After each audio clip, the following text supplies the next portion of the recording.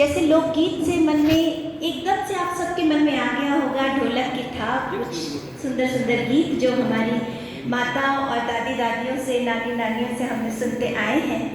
तो लोकगीत भारतीय परंपरा, सभ्यता, आस्था, इन सभी के संगीतमय वाचक रहे हैं और उनमें भारतीयता वैसे ही झलकती है जैसे निर्मल जल में प्रतिबिंब, और जीवन के हर्ष, विषाद, मिलन, विरह, हास्य, रुदन, परिहास, नोक झोंक, तकरार, मनुहार, मुझे लगता है सब सारे जो स्वर हैं जीवन के वो इन लोकगीतों में उजागर होते हैं। हमारी भाषा चाहे जो रही हो, पर ये लोकगीत हमेशा से हमारे जनमानस में, परिवारों में रचे बसे रहे हैं।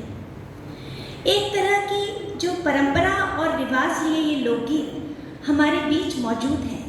और शास्त्रीय संगीत और लोक संगीत की अगर हम बात करें तो अगर हम शास्त्रीय संगीत को शरीर कहें तो लोकगीत या लोक साहित्य या लोक गायन, उनमें लोक संगीत बहता हुआ लहू हम मान सकते हैं उन शिराओं में। और इस तरह से अगर हम देखें तो कहाँ से ये शुरू हुए होंगे लोकगीत, इसका कोई विशिष्ट नहीं, लेकिन मुझे लगता है जब से हमारी संस्कृति अस्तित्व में आई है माताओं बहनों द्वारा। मैं लोकगीत उन्हीं को कहती हूँ जो हमारी, क्योंकि लोक गायन वही होता है जिसमें कोई विशिष्ट, जिसको कहते हैं कि कोई इस तरह से राग लय, कोई ज़रूरी नहीं है कि कोई वादन के यंत्र भी हो। लोकगीत वैसे भी गाए जा सकते हैं। आपने अभी, क्योंकि हम बहुत दूर हो गए हैं इन परंपराओं से, तो आपने डॉक्यूमेंट्रीज देखी होंगी सुदूर जनमानस में, वनांचलों में इसी तरह से कोई ताली बजा के नाच रहा है तो वो लोकगीत हैं। कहीं हमारे यहाँ पर हम मालवा की संस्कृति के हैं और वृहद हमारी संस्कृति है, तो अगर मादल की थाप के साथ या ढोलक की थाप के साथ ये लोकगीत गाए जाते हैं। तो ये बहुत तरह से हम लोकगीत का जो है चीज़ें देख सकते हैं।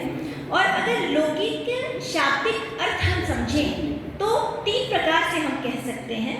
लोक में प्रचलित गीत जो लोक में प्रचलित हों, लोक रचित गीत जो लोक द्वारा ही रचे गए हों। कोई विशेष विद्वत्ता की ज़रूरत नहीं होती लोकगीतों में, भाषाई अपभ्रंश लिए ये गीत होते हैं। मालवी के गीत हैं तो मालवी भाषा के होंगे, तो हम जैसे बहुत साधारण सी बात, श को स ही कहा जाएगा, तो ये लोक भाषा के वो गीत। और तीसरा लोक विषयक गीत जो लोगों के विषय के गीत हों, जो जनमानस के, जो गाँव में गाए